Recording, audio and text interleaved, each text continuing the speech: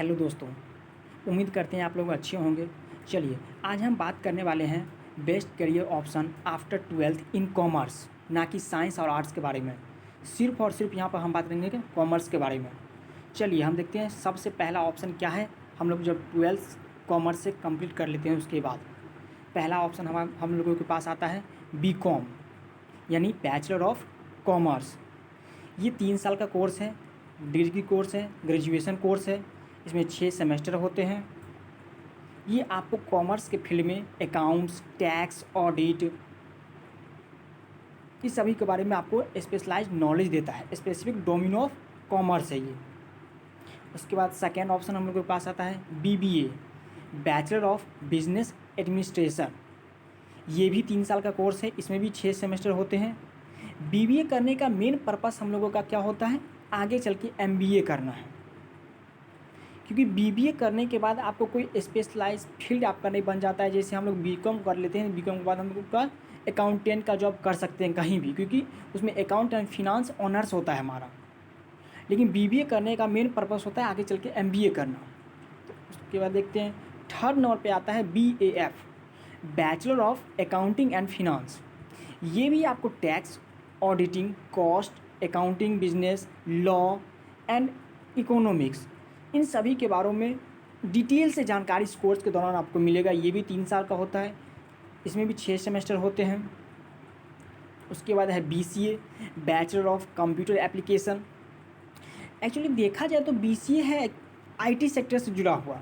इसमें information technology के बारे में आपको पढ़ाया जाएगा, एप्लीकेशन के बारे में पढ़ाया जाएगा, न्यू न्यू सॉफ्टवेयर के बारे में पढ़ाया जाएगा, वेबसाइट के बारे में पढ़ाया जाएगा।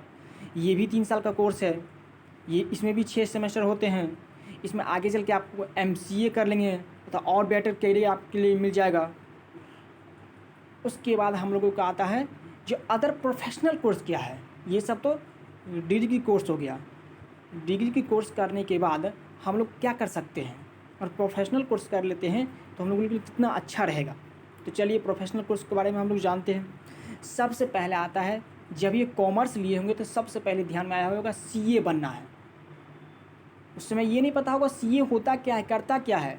लेकिन जब क्लास 10th पास किए होंगे तब सबसे पहले ध्यान में आ गया कॉमर्स लेना है तो सीए करना है। सीए यानी चार्टर्ड अकाउंटेंट। चार्टर्ड अकाउंटेंट जैसे कॉमर्स में सीए होता है, ठीक उसी तरह जब कोई बच्चा साइंस में बायोलॉजी से 12th करता है तो उसको सबसे पहले क्या आता है, डॉक्टर बनना है। भले डॉक्टर बने ना बने, लेकिन डॉक्टर बनना है। पहला उसका एम रहता है डॉक्टर बनना है। ऐसे ही कॉमर्स में हम लोगों को सबसे पहले एम क्या रहता है, सीए बनना, चार्टर अकाउंटेंट। उसके बाद सेकंड है सीएस, उसके बाद है सीएमए, उसके बाद है सीपीए। बहुत सारे कोर्स हैं, लेकिन मेनली अगर देखा जाए तो कॉमर्स के फील्ड में ये 3 कोर्स बहुत नामी कोर्स है। कौन कौन, सीए, सीएमए, सीएस। ये एक दूसरे से तरह से बोला जाए तो तीनों भाई बहन हैं। तीनों एक तरह से क्या है, भाई बहन हैं खुद में। सबसे बड़ा भाई हो गया सीए, उसके बाद हो गया सीएमए, उसके बाद हो गया सीएस।